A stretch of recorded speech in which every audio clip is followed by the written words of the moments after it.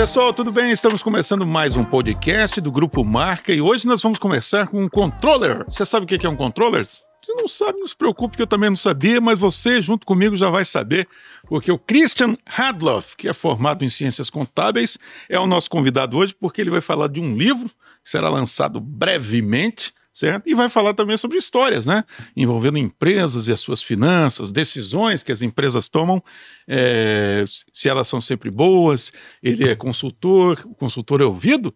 Será que as recomendações do consultor são aplicadas ou o proprietário fica com dois pés atrás? Christian Hadloff, seja bem-vindo, obrigado por ter aceito o nosso convite. Te agradeço, Enio Alexandre, sávio, amigo de caserna. É verdade. Prazer imenso estar aqui com você nesse podcast aqui do Grupo Marca, tá? E estamos aí para suas perguntas, dúvidas e, quem sabe, fazer um pouco de auxílio a alguns empresários que necessitem de ajuda financeira. Isso é sempre interessante. Ô, Hadloff, me fala uma coisa. Você é natural de Blumenau. Exatamente. Entretanto, a sua vida se deu onde? Profissional, a sua educação, né? Onde que você construiu a tua história? É muito Joinville, tá, Enio? Meus pais eram de Blumenau, eu só fui para Blumenau para nascer mesmo. Depois vim para cá, para Joinville. Meu pai trabalhando na Fundição Tupi, né? Resgatou muitos funcionários de Santa Catarina inteira, e comecei a minha primeira empresa, né, dentro da área de custos. Eu sou uma pessoa nativa de custos, foi a Cipla, né, Grupo Batschauer, já tinha separado da Tigre, né, dentro da parte de custos, fazendo cadastros de fichas técnicas dos produtos. E a partir dessa início profissional é que comecei a ter uma abrangência na visão de como é importante o custeio dentro de uma empresa. Agora, Christian Hadloff, me diga uma coisa. O consultor, ele é acionado, eu quero imaginar, me corrija se eu estiver errado, só quando acontece uma emergência. Porque eu imagino que quando a empresa está indo bem, o sujeito que é o proprietário, ele fica... Tá tudo certo, estou administrando muito bem, o faturamento tá bom, a empresa está crescendo, não vejo motivo para chamar ninguém para me auxiliar. Eu quero acreditar que a empresa geralmente que aciona o consultor, o controller, é porque ela está numa situação difícil, ou não é bem assim? Não precisa ser assim. Agora imagina, Enio, o seguinte, a posição de um CEO, a posição de um dono. Ele é solitário, né? Ele tem que tomar a decisão, e tomada de decisão é muito difícil de ser feita, e ele tem que ter algumas bases, alguns números, algumas referências e norte, e o grupo de executivos dele vão trabalhando e as coisas vão acontecendo, e às vezes contrata um consultor para saber se está tudo certo, se está tudo correto, ou então, quando ele chama o consultor, é porque ele quer uma melhoria dentro do processo. As minhas contratações normalmente são efetivadas nessa forma, tá? Eu tanto dou consultoria em algumas empresas, como fico por um período sendo controller e trabalhando muito direcionado para a empresa ganhar dinheiro. Eu não acredito que o empresário invista dinheiro, gaste seu tempo e ele não quer ganhar dinheiro e pagar todos os seus tributos, pagar os funcionários, pagar os acionistas. Não, eu acho que todo empresário que investiu grana, ele quer ganhar e dobrar o seu faturamento, dobrar as suas posses. Capitalismo é isso, Enio. Nós temos que fortalecer. No Brasil, nós temos alguns problemas. Os empresários, eles são muito criativos, eles são excelentes empresários, tanto que nós temos cases internacionais de grandes empresas sendo conduzidas por brasileiros, porque nós nos adaptamos muito bem. E aí, esses empresários, às vezes, criam um produto, mas não sabem administrar os recursos, tá? Por quê? Porque para formar um preço de venda de um produto, requer algumas tarefinhas, tem algumas condições, algumas fórmulas mágicas, e seguem como se fosse preparar uma comida, uma receita de bolo. Deixa eu ver se essa história que eu vou te passar tem a ver com o que você está falando. Eu lembro de ter lido outro dia que um dono de um restaurante que estava sempre lotado, clientes à vontade, faturava muito, mas não sobrava nada. E aí disse que ele foi procurado por alguém, um profissional, eu não sei de que área, e esse profissional perguntou, mas quanto custa cada uma das refeições? E a resposta que o dono do restaurante deu para o profissional é, não sei. Por isso que você não ganha dinheiro. Quer dizer, às vezes o dinheiro entra, o produto é bom, ele é bem comercializado, entretanto, alguma coisa aí nesse caminho está errada. E é isso que vocês, os profissionais da área, fazem. Principalmente da minha parte, como controller, é extremamente importante. E é essa parte, tá? É muito difícil as faculdades no Brasil, né? Eu já lecionei em graduação e pós-graduação. Mas eu carrego nas minhas aulas o conhecimento, né, da participação nas indústrias. E muitos professores, eu acho que às vezes deixam a desejar. Eu tenho um pouco uma mágoa assim, porque eu percebo que não tem tanto esmero, e o conhecimento também, ele não é tão abrangente. Eu escrevi um livro, Enio, de redução de custos. Eu fiz faculdade de Ciências Contábeis, 5 anos, tive aula de custos com ótimos mestres, com os caras muito bons. Nenhum deles me ensinou como reduzir custo dentro da empresa. Eu não tive isso na aula. Foram 5 anos de faculdade, mas não se ensina, tá? Então, isso é um problema. Muitas coisas das nossas faculdades deveriam direcionar para coisas melhores. Por exemplo, negociação. Tá? O empresário e as equipes dos executivos, eles têm que ser extremamente negociadores. Para tudo se negocia. Eu vou te dar um exemplo, né? O meu livro de redução de custos, ele traz um pouco dessas condições que... A gente, inclusive, a gente tem uma imagem dele, né? Temos a imagem. A gente vai mostrar, já vai aparecer daqui a pouquinho, essa imagem do livro. Esse livro que, inclusive, tem data para ser lançado? Tem data. Vamos falar daqui a pouco. Tá, Peraí, daqui a pouco a gente vai falar. Eu te interrompi. Vamos... Tá. Então, o que acontece? Eu estava numa empresa, e aí essa empresa tinha uma prestação de serviços, um serviço de segurança, vigilância patrimonial. E o contrato era de uns 58 mil, 60 mil reais, e veio um novo contrato de 76 mil reais. Peraí, o que está acontecendo aqui? Por que nós aumentamos tanto? O que o cara está almejando que ele está repassando esse aumento assim? Nos anos anteriores, que eu não estava dentro dessa empresa, quem definia e batia o martelo era o RH.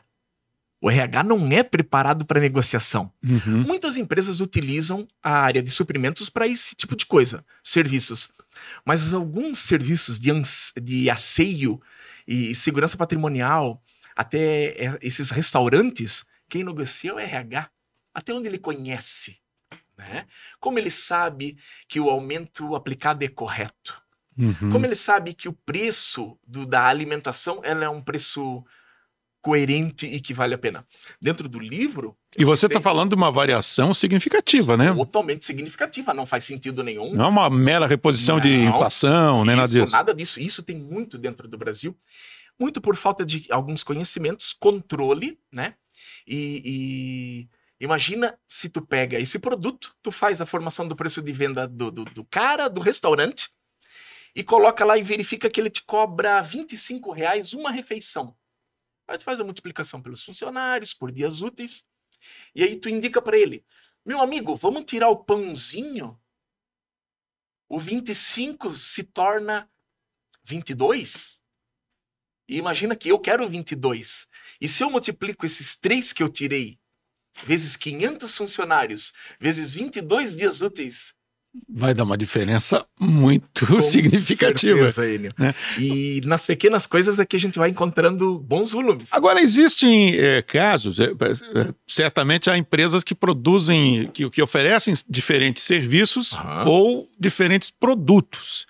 Existe a empresa, por exemplo, que tem um determinado produto que até certa altura da história da empresa aquele produto era muito bom, por algum motivo ele deixou de ser bom, ele passou até a ser deficitário, mas o dono da empresa tem um carinho por aquele produto ou por aquele serviço, porque afinal de contas foi assim que começou, ou pelo menos o início da empresa tem relação com aquele produto ou serviço, e o dono ou o CEO, geralmente é o dono, né, nesse caso, ele poxa, ele não quer parar de vender aquele produto por apego emocional. Existe isso? Muito. É mesmo? Essa é a parte, o controller entra com essa condição de frieza, né, e orientação. E às vezes a gente recomenda para o dono o corte desse vínculo, tá?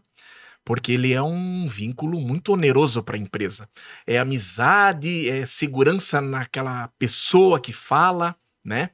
E nós temos uma grande empresa aqui, não vou citar o nome, Enio, mas ela também já não está mais, ela quebrou, uma empresa grande, que ela mantinha uma consultoria de aproximadamente 100 mil reais mensal, e ela não tinha esse dinheiro. Para o faturamento dela, Não, 100 mil reais era muito. mas estava muito longe de uma necessidade. Uhum. E mesmo com as orientações, o dono prefere estar com esse consultor que é renomado, que vem de outra cidade, de outro estado. E, portanto, tem as soluções para tudo na cabeça do proprietário. E que esse consultor não consegue recuperar essa empresa e ela vem à falência, né? Uma pena, mas essas coisas acontecem, tá? A gente falou em apego emocional, né? As empresas, às vezes, mantêm funcionários por muitos anos. Tem funcionários de 20, 30 anos. E muitos desses, eu acredito a maioria, são profissionais competentes e, por isso, estão há tanto tempo nas empresas. Por outro lado, eu quero acreditar também que exista aquela empresa que mantém esse profissional porque o dono, poxa, o rapaz está aí desde sempre, é sobrinho da prima de não sei quem. E daí, você consegue, por exemplo, perceber, ou não é sua atribuição, que, olha, esse funcionário não rende o que se esperaria de alguém que atua nessa área e recomendar que seja feita uma substituição ou um remanejamento, ou esse tipo de assunto de relações ali de RH não se envolve? Não, diretamente. Também? Eu vou direto, né?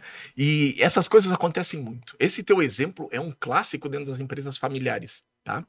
E na minha posição de controller eu tô um pouco livre. Eu chego e digo assim... Olha, seria praticamente uma obrigação. É obrigação mesmo. Eu digo assim, ó... Senhor Geraldo, por exemplo, não dá mais para continuar com a Ana. Nomes fictícios, tá, gente? Com certeza. Uhum. Não dá mais para continuar. Por quê? Porque não faz parte. Nós não temos mais o dinheiro ou nós queremos ganhar mais dinheiro. Tá? O livro e as recomendações não ajudam apenas as empresas que estão com dificuldade. Quem quer lucrar mais também. Alguns profissionais têm que ser retirados porque eles também não ajudam, né? Não acrescentam e ficam lá consumindo verba, né? Ô, Cristian, você falou uma coisa, e a impressão que eu tenho às vezes aqui no Brasil é que as pessoas têm um certo pudor para falar isso que você acabou de falar. A gente tem que ganhar mais dinheiro. Uhum. Eu me lembro de ter trabalhado para uma empresa de comunicação gigante e que ela era estadualizada e o proprietário, e eu trabalhava no interior, esse proprietário veio numa reunião e ele fez uma pergunta ao pessoal das vendas e a pergunta foi a seguinte: o que nós fazemos aqui? Aí o pessoal começou respondendo: a gente era uma emissora de rádio. A gente toca música. O que você... A gente faz entretenimento. Nós fazemos jornalismo. Não, nós prestamos serviço à comunidade. Achei tudo muito bonito, ele falou. Tudo muito bonito. Eu sou o proprietário, ele disse. Não é isso que nós fazemos. Nós prospectamos clientes. Os clientes anunciam no nosso veículo porque a gente presta alguns serviços, esses aí que vocês citaram. Mas o nosso foco não é isso aí. Isso aqui não é uma entidade filantrópica. Nós queremos ganhar dinheiro. E eu lembro que aquilo foi muito impactante, porque eu era jovem na profissão, pensei, caramba, como é que o cara fala dinheiro? Parece uma coisa forte. No Brasil, você tem essa sensação que as pessoas têm um certo pudor, assim, de ganhar dinheiro? Coisa feia. Muito. A gente... o brasileiro, ele não pensa muito porque... Às vezes tem algumas culturas enraizadas. Os livros econômicos, eles respondem isso por teoria, tá? Porque às vezes a gente fala algumas coisas aqui, as pessoas acham, tá criticando aqui. Mas a condição mercadológica, econômica, estudado, com livros registrados, dizem que a Igreja Católica atrapalha um pouco nisso, porque planta dentro de uma cultura que é melhor ser humilde e ser pobre. Solidário. Solidário, né? As empresas têm muito de solidariedade, o Brasil é muito solidário, nós trabalhamos com isso também. Existem até alguns incentivos para isso aí, né?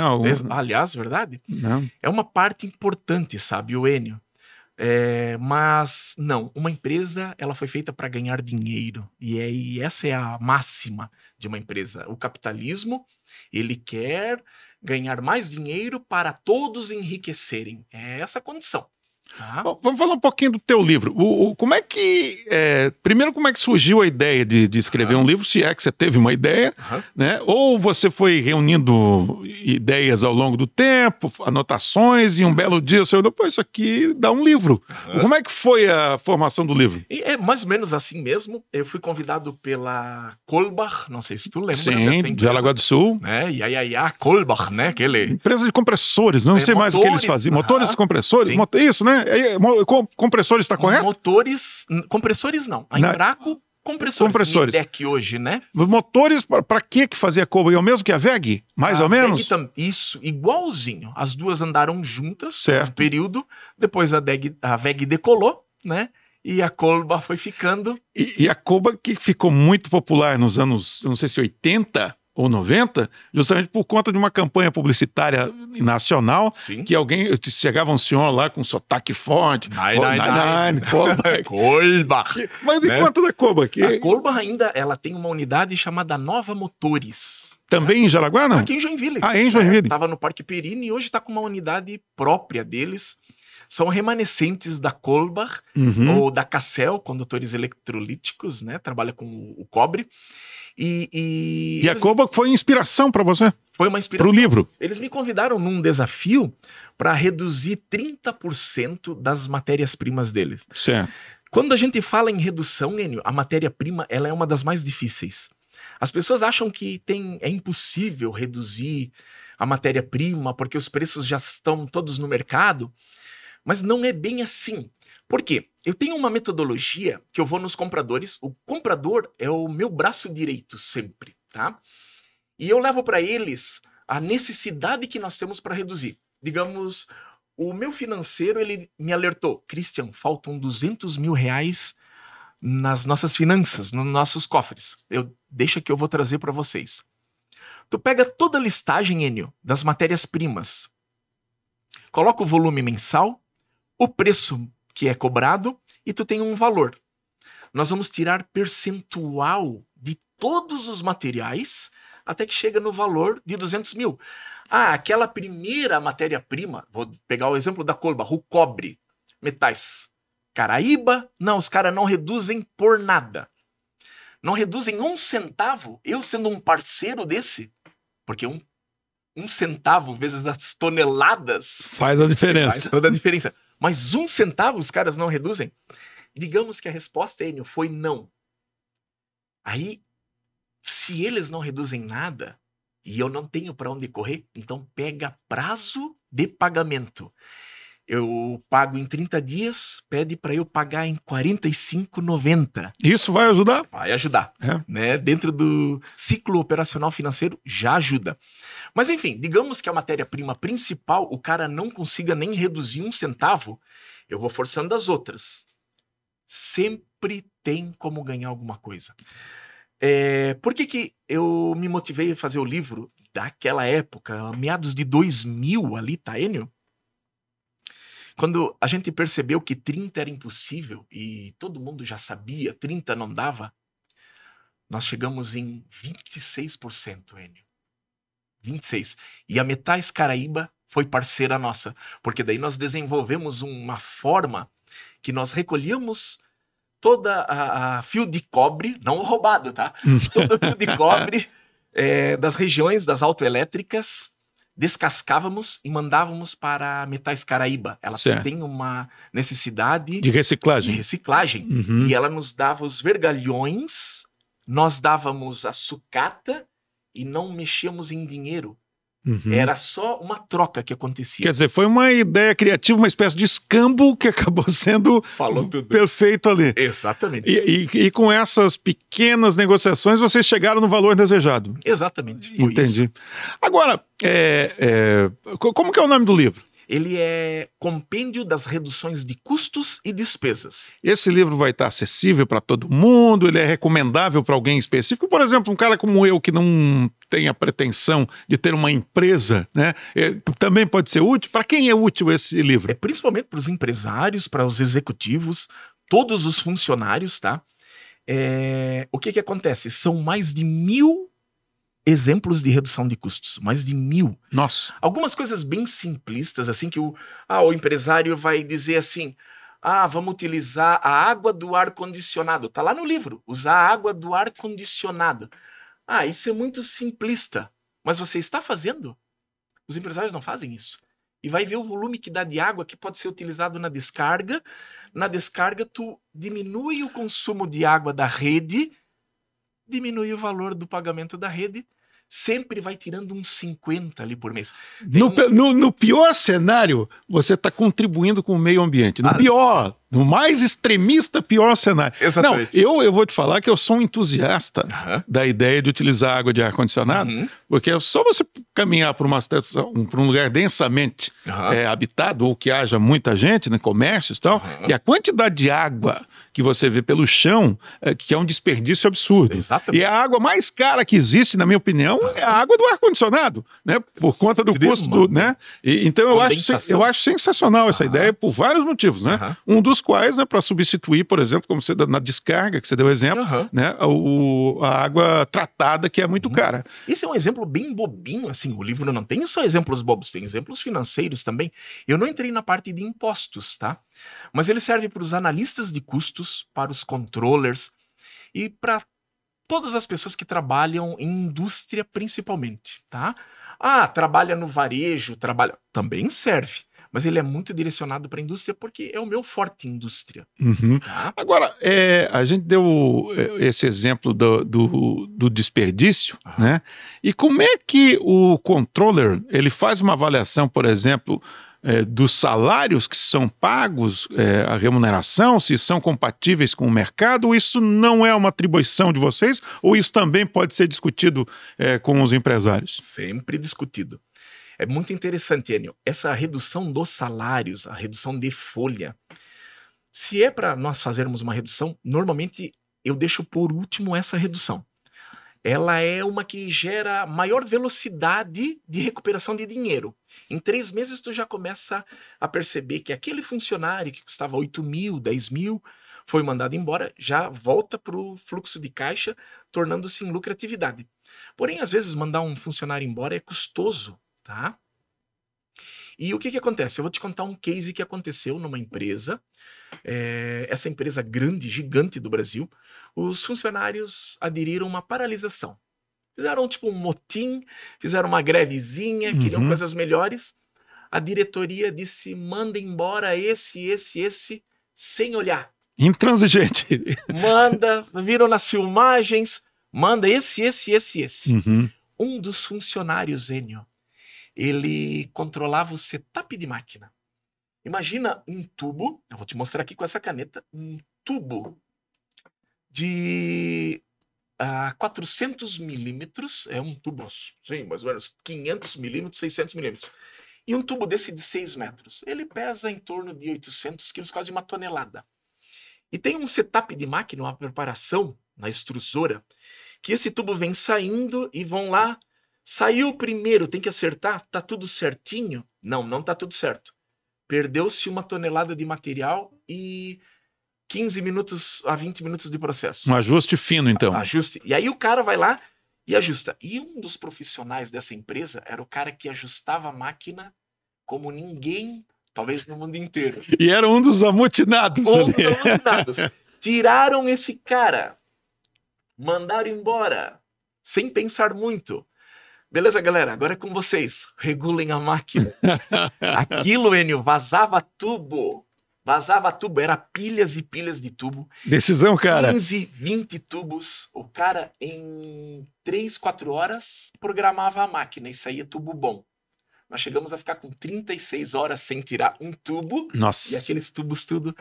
Mais de 50 mil, 60 mil, 70 mil. Pode ser micronizado o material, mas custa caro micronizar. O custo foi altíssimo. Aí então resolveram retornar com o cara Você vai ter mais uma oportunidade, hein? Atendendo às exigências e um salário um pouco maior. Provavelmente não falaram para ele que ele era tão insubstituível não, assim. Às vezes a gente segura porque... A gente pensou melhor, você tem sido um bom funcionário. Não tem nada a ver com aquele prejuízo gigante que a gente teve. Não, nada a ver. Agora, uma vez eu lembro de estar falando com um sujeito que ele era vendedor. E ele me falou um negócio assim. Eu falei, Enio, eu trabalho com metas. Se, por exemplo, faltando 7, 8 dias para virar um mês, eu atingir a meta e eu já tenho clientes, eu dou uma seguradinha. Em vez de eu marcar um cafezinho com ele essa semana, eu digo, ô, seu Christian, eu vou aí na semana que vem, tá bom pro senhor? Porque daí eu fico uns 4, 5 dias na moleza e eu já tô trabalhando o mês seguinte. Quer dizer, na verdade, ele está ali burlando o sistema, né? É um clássico isso dentro das indústrias. Esse tipo de coisa mais complexa, que exige uma certa malandragem, porque é um setor de vendas da empresa. Como é que se faz para avaliar se, por exemplo, o vendedor está agindo com um processo natural de visitas e vendas ou não? É difícil, porque eu quero acreditar que cada empresa tem as suas características, né? O seu tipo de negociação. Sim. Essa parte de vendas eu sempre considerei o salário mais justo do mundo, porque tu vai ganhar por aquilo que tu vende. Exato. Né? E dar uma ambição e botar esse sabor dentro dos vendedores é uma criatividade que as empresas têm que ter, elas devem adotar. É fato mesmo que ele fica burlando para esperar no próximo mês, porque ele não sabe o que acontece no próximo mês. Pode ser um mês difícil, então ele tem uma reserva, né? É isso, eles fazem muito isso. Mas... atingiu a meta, tu tem ou a tua comissão, né? Ou tu tem um prêmio, uma premiação. A empresa, ela tem que criar uma condição em que a venda seja estruturada, tem os seus limites para ser vendido sem criar estoque. Às vezes esse cara deixou de vender e a empresa deixou de produzir. Ele gera um problema, a máquina fica parada. Por quê? Porque ele não vendeu. Então, a própria produção, ela não sabe depois o que vai acontecer. Eu diria, sim, que os empresários, eles têm que liberar a venda para alcançar a sua máxima, porque isso é que faz rodar, que traz novos volumes, que faz a gente pensar em novos investimentos e que equaliza duas partes da formação do preço de venda, que é despesa comercial e despesa administrativa. São percentuais sobre o faturamento, Enio. Então é assim... Ao estabelecer as metas, ele tem que pensar de uma maneira criativa de evitar que o vendedor, por exemplo, faça esse exemplo que eu citei. E como ele pode fazer? Explicando. Porque o que acontece? Qual é a despesa comercial e a despesa administrativa da minha empresa? Ela está em 10%. É 10% sobre o faturamento de 5 milhões. Mas se tu tem 10 milhões de faturamento, vendeu a mais, o percentual aumenta. Ao contrário, sim. Se transforma em 2. Sim. E nessa condição, eu tenho um grande volume e o meu percentual de despesa administrativa e comercial cai, o preço diminui. Entendi. Porque cada produtinho contribui para trazer um dinheirinho para pagar as coisas. Eu lembro de conversar com o proprietário de uma empresa de ônibus e ele falou que um grupo chinês disponibilizou um ônibus elétrico para que eles testassem no transporte coletivo durante um certo tempo para ver se aquele veículo atendia as necessidades deles e poderia ser comprado futuramente. Daí disse que chegou o ônibus, colocou o ônibus para rodar na frota, junto com a frota. E eu perguntei, e aí? Sensacional. O motor elétrico dá menos manutenção, mais barato o consumo, só que tem um defeito gravíssimo. Ele falou, o problema é que quando a gente para o ônibus, para a gente recarregar a bateria, ele leva 12 horas. E o ônibus só pode ficar parado, segundo, no caso dessa empresa, né? Cada empresa deve ter a sua característica, mas no caso dela, ele disse que teria que ficar parado no máximo 4, 5 horas. E em 4, 5 horas ele não conseguiria recarregar a bateria e, portanto, o ônibus não teria autonomia para fazer o trabalho. Mas, do contrário, ele disse que seria maravilhoso. Então, o que ele disse para mim? O preço do ônibus era competitivo, talvez até o mesmo que o óleo diesel, né? Só que tinha essa deficiência operacional. Esse tipo de análise, né? que é técnica também e que deve ter características diferentes de cada tipo de negócio. Como é que faz para você chegar lá e fazer esse tipo de avaliação com o proprietário? É claro que o proprietário dá subsídios, né? Aham. Mas deve ser bem complexo, leva tempo. Sim, é complexo dependendo da estrutura, né? E o cálculo tá bem correto mesmo. Tu não faz uma compra de um investimento que é para trazer seu dinheiro para deixar estacionado e recarregando, né? Um ônibus parado não tá gerando dinheiro, o cálculo é bem nesse formato. Tu vai testando, Enio, né? Tu vai testando os teus investimentos, se ele retorna aquilo que o produto se propõe a retornar, né? Tu faz investimento. Vamos construir uma nova unidade.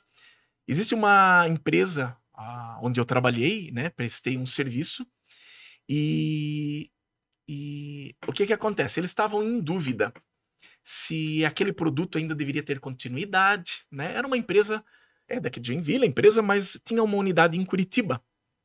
E eu fui fazer um estudo lá e realmente estava ficando bem difícil. Por quê? Porque as concorrentes deles eram concorrentes que faturavam 5 bilhões. E eles faturavam 50 milhões. Não dá para concorrer. Uma distância gigante. Distância gigante. Mas tinha o seu faturamento.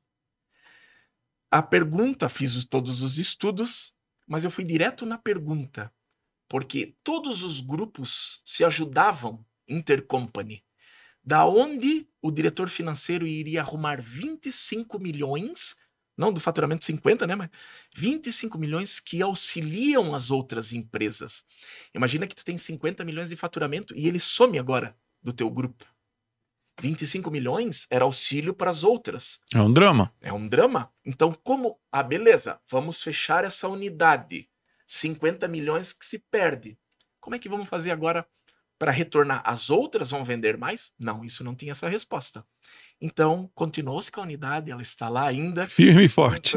Não tão forte. Nem tão forte. Mas está lá firme. Agora, Christian, você falou para mim, você deu alguns exemplos. Você falou, não, a empresa às vezes é robusta, está numa situação financeira legal, mas ela quer incrementar, né, o faturamento, ou quer o processo que ela utiliza para realizar produzir os seus produtos ou os serviços, enfim. Mas já teve caso daquela empresa que está quase precisando pedir falência e que achou que de repente o Christian Radloff poderia ser a salvação a essa altura do campeonato? Não? Tem essa possibilidade. Algumas empresas, às vezes a gente não consegue, tá, Enio? Mas sim, né? Por quê? A bagagem e as experiências e o formato como a gente trabalha vai trazendo conhecimento para analisar o que é o problema, tá? E são vários problemas que nós temos.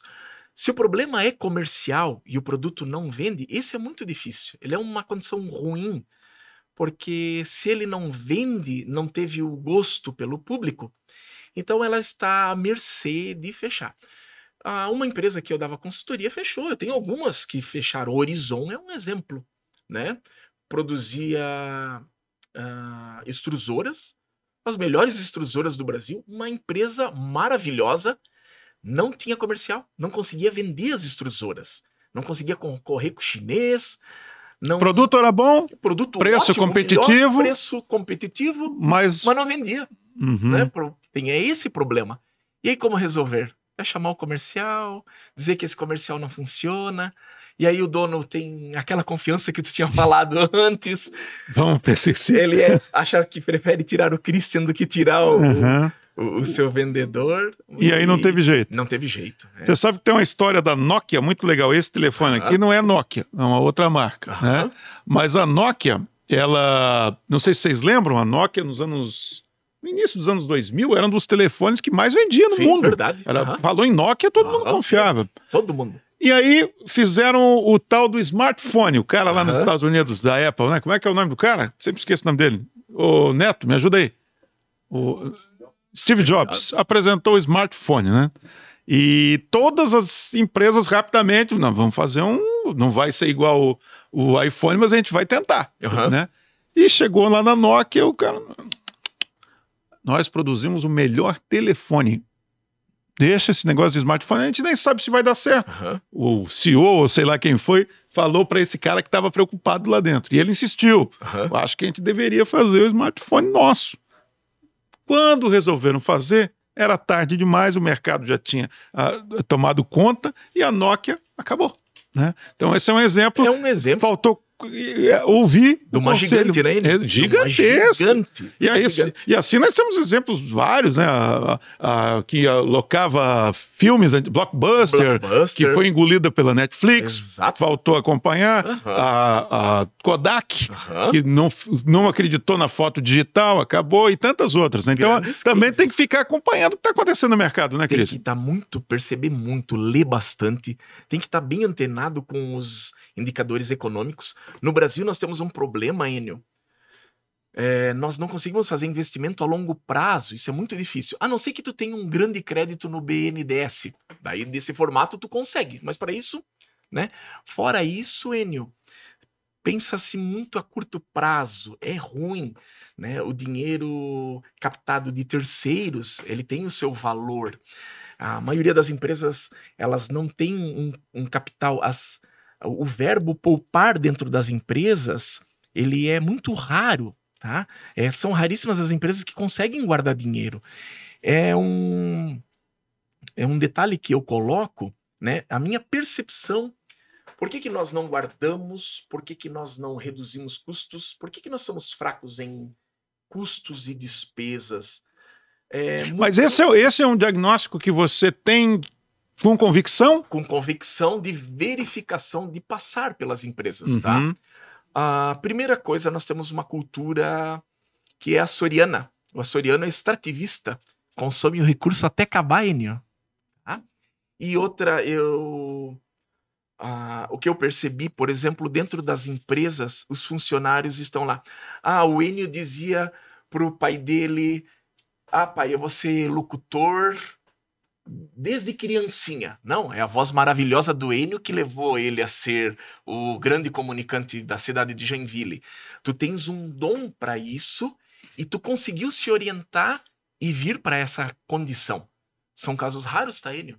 Por quê? Ninguém nasce, cresce e na adolescência, quero ser almoxarife do almoxarifado da Fundição Tupi. Mas alguém vai ter que fazer esse trabalho. Alguém vai ter. E quem é? É a pessoa que tem 3, 4 filhos e vai trabalhar por conveniência. Quando ele trabalha por conveniência, ele só pensa no dinheiro. E o horário? E o horário. Não pensa mais nada. Ele não... Falta ambição? Falta ambição. No brasileiro, falta muita ambição. Ele acha que é bonito ser humilde. É lindo ser humilde. Mas digamos que ele acha bonito ser pobre. Não deveria. E aí o que acontece? Todos os funcionários lá, eles não têm essa paixão, o amor pela indústria que alguém criou, e aí ele não vai trabalhar para reduzir custo. Ele não percebe. Aqui está a lâmpada acesa, um exemplo, né? O tópico da energia elétrica. Vou desligar para economizar. Trabalhei numa empresa gigante norte-americana, e que tinha uma unidade na Alemanha. Os alemães vieram para cá, nos ensinaram como fazia, e eu buscava os alemães no hotel. Daí eu perguntava, vocês já tomaram café da manhã? Não. Mas como vocês não tomam café da manhã? Nós não colocamos o café da manhã na nossa diária, porque custa muito caro para a empresa. Mas vocês não vão comer nada de manhã? Eu passava na padaria, comprava pão de queijo, que eles amam, comprava um pãozinho para os caras estarem abastecidos de uma alimentação. E era preocupação deles, não da empresa.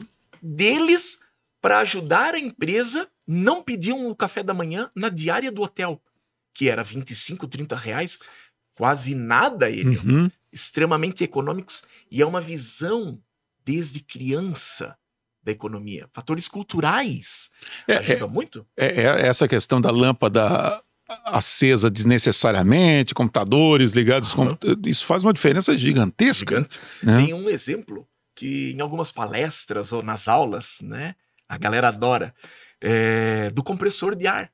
Enio, tu vai numa empresa, qualquer empresa aqui de Joinville, podemos fazer uma aposta aqui contigo aqui na hora. Nós vamos pegar 5 empresas aleatórias, nós vamos no domingo.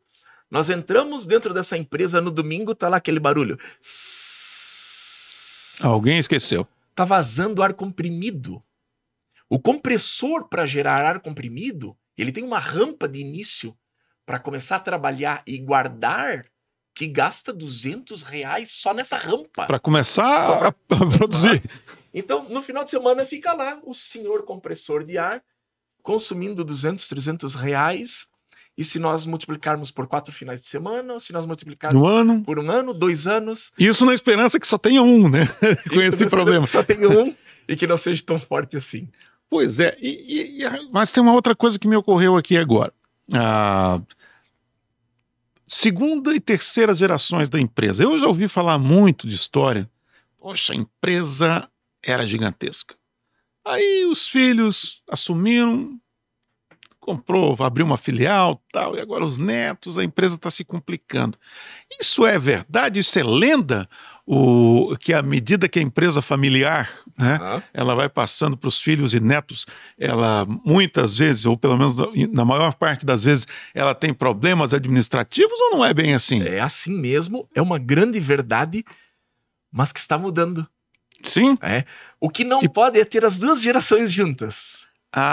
Esse é o problema. Tem que substituição total. Isso, ou fica o filho e sai o pai, ou fica o pai e sai o filho, ou fica o pai e o filho sai o avô, né? Isso seria... Mas esse conflito de gerações não dá certo por quê? Metodologias de trabalho? Eu acho que a parte principal é a vaidade, né, Enio? Porque o avô criou. Nós sempre fizemos assim, funcionava. Dessa forma. Pois é, vô, mas agora... Uma empresa que eu dei uma consultoria aqui em Joinville fabrica um chocolate, um bombom que é maravilhoso. Eu disse, vocês têm que expandir isso aqui. Vocês têm que triplicar essa produção que não é cara. Vocês têm dinheiro. Os bancos atendem, sabe, Enio? Se tu tem um faturamento que ele tá... sendo homogêneo. Estável. É estável. 3 milhões todo mês. O banco olha aquilo com os olhos. Certeza e numa condição de conforto para emprestar dinheiro. Triplique isso aqui que nós vamos dar muito certo. Aí o dono mais velho, não. Tá bom assim. Eu tenho medo, né? E aí as gerações presentes hoje, os mais novos, tem muito acesso, sabe, Enio? Eles vêm com uma grande bagagem, porque nós temos aí, o podcast ajuda. O pessoal está se preparando mais. Está se preparando mais, né? Eles têm acesso a cursos, né? E hoje, tu quer saber a respeito de qualquer coisa, qualquer informação, principalmente essas técnicas, né? Dentro do livro, eu não tenho nada tributário e fiscal. Algumas passagens tributárias e fiscais eu faço porque é inerente à conta. São 54 contas que eu peguei dentro das indústrias e faço 20 a 30 reduções dessas. Cada conta dessa. Não tem ICMS, PIS/COFINS, não tem os tributos, porque é muito difícil. Mas mesmo assim, né? Os jovens hoje sabem melhor do que os antigos. Vou te dar um exemplo. A empresa, ela é apaixonada por fazer inventário físico. Beleza, vamos fazer inventário. Traduz pra gente o que é inventário físico. Contar as peças, contar o seu estoque, fazer uma contagem de final de ano. Na minha opinião, o sistema não deveria deixar ter furo de estoque. E vamos pra frente. Mas tu selecionar 50 funcionários para fazer uma contagem no final de semana é extremamente oneroso para a empresa. Eu tento evitar. Algumas empresas são obrigatórias a fazer, mas quem não precisa, gente, não vamos fazer. Faz contagem ali simples durante a semana. O que acontece? Quando eu compro uma matéria-prima, Enio, eu me credito de tributos. Dentro da matéria-prima, vamos pegar a Fundição Tupi. Ela compra ferro gusa.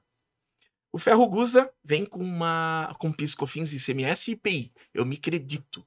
Esse ferro gusa tem que ser transformado. E na transformação, lá na frente, vai ser embutidos os mesmos tributos. No inventário, se eu contar a menor ferro gusa, e eu percebi que eu perdi no meu processo, e esse ferro gusa não saiu por venda, esses créditos de tributo que eu tomei, eu tenho que devolver para o governo.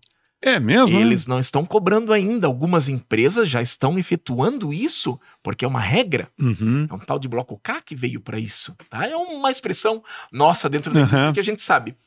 Mas se tu comprou um produto, se creditou dos impostos, né? Comprou o produto, se creditou dos tributos, na saída não teve a parte que é do governo, ele diz, devolve a minha parte que tu descreditou aqui. Né? Porque na formação do pagamento é débito menos o crédito, que gera o efetivo pagamento dos tributos. Tá? Eu queria deixar essa parte para falar agora, Tá. porque tem uma coisa que também é tudo que a gente observa de fora, né? Mas, por exemplo, o sujeito abre uma empresa, primeiro ano apertado, segundo também, o terceiro já começou a ficar legal e vai progredindo. Aí ele percebe, poxa, está entrando uma grana aí, né? Vou comprar um barco, esse barco aqui, não sei quantos pés, esse aqui eu gostei. Esse apartamento na Dubai catarinense também é uma boa. Vou comprar aqui em Balneário Camboriú um apartamento e eu estava pensando, poxa, precisamos tirar umas férias com a família inteira. Como é que é a vida do controller nessa situação que você vê que recursos primordiais da empresa estão encorajando o proprietário a ter certos confortos, talvez exagerados, incompatíveis com aquilo que ele deveria ter? Então, esse tópico é tão importante que tu tocou, Enio, que tu não faz ideia dos pensamentos que eu tenho e que eu já vi dentro das empresas. Essa confusão de estar a empresa ganhando dinheiro e, notoriamente, o empresário vai ganhar dinheiro também, é uma ideia um pouco errônea do empresário. Existe um princípio na contabilidade chamado princípio da entidade. Empresa é uma coisa, dono da empresa é outra coisa, tá? E é um clássico isso, tá? Fiscalmente não pode, tá? E o que acontece? O dono da empresa, se ele vai ganhando dinheiro e no final do ano gerou uma gigantesca lucratividade e ele tem dividendos a recolher, ele investe onde ele quer, ele faz a compra. Mas ele não pode prejudicar a empresa fazendo retiradas de dinheiro para aquisição da BMW, aquisição da lancha. Mas muitas vezes a pretexto de que esse veículo, a empresa necessita muito dessa Mercedes aqui e até de um avião a empresa está precisando. Existem alguns casos, mas são raríssimos. Dentro da contabilidade, as leis, elas sempre orientam sempre a comprar carro popular, porque a empresa ela não... não é tolerável, por exemplo, o CNPJ da empresa adquirir uma Mercedes a pretexto de que visitamos clientes. Não existe. Algumas empresas elas até fazem e compram blindadas. Se justificaria até, né? Se justificaria, então, essa condição acontece. Mesmo porque alguns donos de empresa, eles vão crescendo e precisam de segurança, às vezes assim. Então, tu tem que comprovar isso ao fisco que ele que era necessário. Isso, mas quando está no nome da empresa, tá? E eles fazem isso, às vezes, para ir buscar fornecedores, buscar clientes que vêm do exterior, né? Então, nesse caso, sim. Mas, em outro caso, uma empresa jamais pode ter uma lancha, um avião até pode, mas também o fisco fica muito de olho. Um avião teria que se justificar pelo tipo de cliente que ela tem, né? Provavelmente, né? A distância, né? Uma própria empresa até que, às vezes, ela tem uma condição de não contribuir tanto com o fisco, no momento em que existe aquela condição, eu sou CNPJ, a Volkswagen me dá uma redução no meu preço do carro de 30%, vou botar na empresa, né? E vou utilizar ele. E vou utilizar ele. Quando essa empresa que tá quietinha lá no lugar, nunca participa muito do fisco e chega com um patrimônio de 60, 70 mil, o fisco vem. Você nunca declarou nada para mim? Olha aí, gente, consultoria grátis, hein? Você conseguiu comprar esse carro? Que coisa estranha. Isso já acaba despertando a atenção do fisco, então. É verdade, e chama mesmo, tá? E algum caso curioso que você gostaria de contar aí, de algum caso diferente, assim, que te chamou a atenção? Pode preservar, obviamente, o nome da empresa. Nós poderíamos ter milhões de podcasts e ficar 25 horas... 60 dias no mês, e eu não pararia de contar as histórias. Mas tem cases bem interessantes. Um case que eu nunca esqueço, está dentro da minha memória eterna. Uma empresa grande aqui de Joinville, ela tinha que fazer a parte do aterramento das máquinas. E aí, para evitar que o pessoal fosse eletrocutado. Basicamente é isso, né? Basicamente isso, né? E ainda o aterramento é importante, porque se cai raios, né? Preserva o equipamento. Preserva o equipamento. E nós pedíamos, tem que ser feito, tem que ser feito, tem que ser feito. Insistentemente. Esse final de semana nós vamos fazer. Esse final, vamos testar. E nada.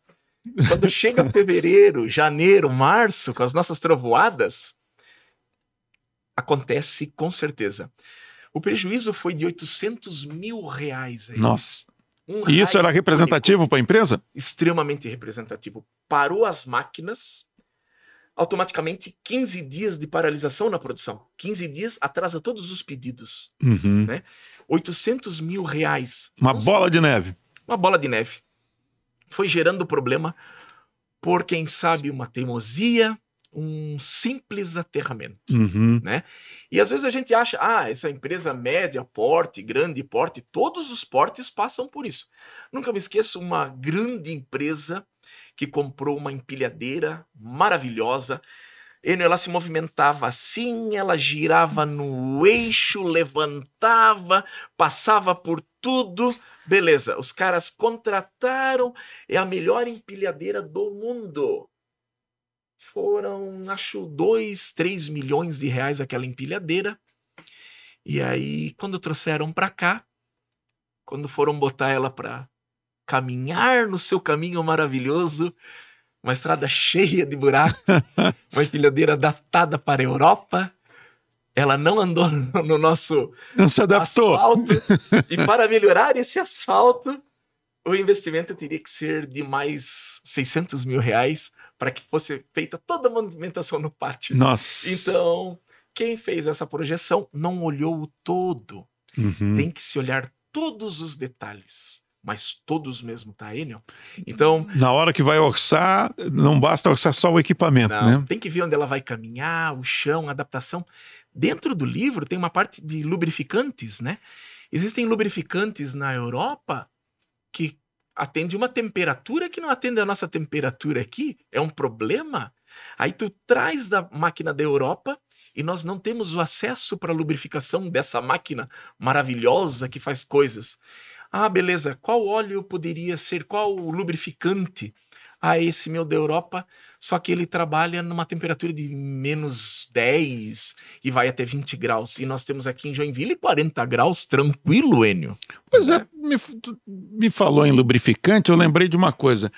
Os empresários, parte deles, obviamente, eles sabem o valor, eles respeitam o valor, por exemplo, de objetos como canetas, a impressora, o papel que é utilizado. Eu tenho notado, com o passar dos anos, que as empresas estão cada vez mais cuidadosas. Sim. Muito comum usar os dois lados do papel da impressora. Sim. Pequenas decisões assim que parece, poxa, mas não sei qual é o termo que se utiliza, né? Mas que exagero, poxa. Isso. A princípio parece que é pequeno, mas sempre tem que multiplicar por número de funcionário, multiplicar por dias úteis, multiplicar por meses, anos, que aí tu percebe que a melhoria ou uma ação que se toma com esse cuidado, com esse zelo, numa pequenina coisa, se transforma num grande valor futuramente. E eu coloquei 1000 dessas no livro, pequenas. Vale a pena ver o livro, hein, gente? Pequenas, mas tem umas dentro do livro que provavelmente nunca algum executivo ouviu falar que poderia ter esse problema. E portanto nem se preocupou com isso. E não se preocupa com esse tipo de coisa. Caneca, eu lembro de um caso de uma caneca numa empresa que eu trabalhei. Alguém lá, o RH, chegou, pessoal, a partir de hoje nós não vamos mais usar aqueles copos descartáveis, porque isso está gerando um custo desnecessário, então o que a gente recomenda? Cada um compra a sua caneca, tipo essa aqui do Grupo Marca, e assim, o que vai acontecer? A gente vai evitar aquele gasto desnecessário com os copos. Num segundo momento chegou alguém, pessoal, a partir de semana que vem a gente vai voltar a utilizar os copos, tá? Porque a gente descobriu que para lavar a caneca, além da perda de tempo com a lavação, que gerava custo para a empresa, a gente gasta muita água, muito detergente. Então vamos voltar para o copinho, bota lá no reciclável. Quer dar um exemplo que eu me lembrei agora. Ótimo, isso acontece, né? Os squeezes ainda são muito bem recomendados. Sim, tá? Né? Então tu leva uma garrafinha ali. Essa condição das canecas assim, é muito interessante. Elas também geram essa condição. E dependendo se as pessoas são muito higiênicas assim... O gasto é muito grande. E a copa de uma empresa, ela é um dos melhores lugares, né? Pra se desperdiçar horas. Exatamente, conversar. E lá é que tá a galera, né? Então, alguém meteu o olho nisso e percebeu que, sim, é uma verdade. Uma redução, assim, desse tipo, foi a redução do café pelo governo do estado anterior, né? O governador Moisés retirou o café de todas as entidades. A redução, a redução de custo foi na ordem de 2 milhões, Enio. Eu achei tão louvável aquilo que eu publiquei nas minhas redes sociais. E esse é um caminho, se nós não temos o dinheiro, tem que bater mesmo, tem que vestir essa condição de... estamos pobres agora. E o funcionário, ele tem que se conscientizar também que para que ele tenha o seu emprego preservado, a saúde financeira da empresa é fundamental. Exatamente. Então, antes de ficar criticando, poxa, um cafezinho, os caras são os muquiranas, às vezes foi o cafezinho que pode ter resolvido um problema grave da empresa, né? Uma série de outras decisões, né? É verdade, é isso mesmo, né? Um brinde de Natal, ele... gera em torno de R$130, R$90. Se multiplicar por 500 funcionários, já chega na ordem de 65 mil, quase 100 mil reais. Isso pode custar o emprego de alguém 2 meses depois. Exatamente. Né? Agora imagina ter 65 de lucro para fazer investimento num motor que se precisa, em algo que se precisa. Essa condição, às vezes, tem uma condição engraçada. Uma das empresas, o café nesse ano de 2022, ele teve uma elevação que 0,5 quilo de café, Enio. Tu tem tua empresa aqui, vocês tomam café. Aqui a gente toma café. Aqui não... que eu fiz, eu tomei um café aqui, tá? Aqui a gente não tem restrição. Café então, aqui... mas estou atento. Aquele 500 gramas... Neto Alfred, fica esperto aí. Chegou a R$25, tá, Enio? Olha só, olha aí. E aí, nessa condição, eu tentei adotar numa das empresas um café, eu não vou falar marca, um café um valor mais acessível. Mas era tão ruim esse café, Enio. Cara, aquilo... Eu não sei o que era aquilo. Não podia se chamar de café. Nossa. Foi interessante. A galera começou a trazer de casa os seus cafés. Deixa esse aí que... né? Opa, melhorou a redução ainda. Porque daí agora eu não comprava mais. Ninguém toma um café ótimo. Até uma certa reunião de conselho. Tô até vendo o Christian chegar. Pessoal, eu tô chegando aqui. Primeira orientação. Essa é a marca de café que eu recomendo para a empresa. Mas por quê? Compra o café, depois a gente conversa. Vocês vão ver que não vão tomar nada. E aí é meio que acontece. Dentro dessas reduções também, uma funcionária de copa, ela pode levar às vezes até 4 horas por dia só fazendo café. Não tem esse dinheiro mais. Porque acabou, faz de novo e tal. Aí o que acontece? Algumas empresas liberam para os funcionários fazerem seus cafés nos seus setores. Aí eles formam um grupinho e compram o café e a máquina, uma cafeteira, certo, que trabalha com resistência. Aí, repente, é um chuveirinho ali em cada setor. Já pegou? É um chuveirinho que tem em cada sala. Tu vai ter lá um gasto de R$100, R$200 mensal. No final, a economia se converteu no dobro do custo. Simbora. Essa é um case também interessante. Antigamente a gente lembra que as empresas tinham a sociedade esportiva, a sociedade campestre. Sim. Aí lá tinha chuveiro elétrico e a empresa que pagava por tudo isso. E os funcionários iam no final de semana e jogavam bola. Aliás, você foi um grande jogador de bola. Modéstia à parte, né? Modéstia à parte. Jogavam bola e beleza. Aí tem aqueles mais exaltados, né? Uma rasteira no amigo que rompe o ligamento, a empresa se ferrou. Perde o funcionário. Tem que levar o cara pro hospital. Tudo isso aí, hoje, se tem associação campestre ou associação desportiva, eu tento orientar, vamos fechar esse negócio aí, para não termos esse tipo de coisa. Parece impopular, mas o que você está sendo é prático. Isso. Prático, para o bem da empresa, e bom para o funcionário, inclusive. E as empresas, elas se enxugaram tanto, Enio, que não tem o substitutivo mais. Antigamente nós tínhamos uma Tupi com 8 mil funcionários e aquilo era tudo muito manual. Hoje não é assim. Hoje cada setor tem um funcionário de cada.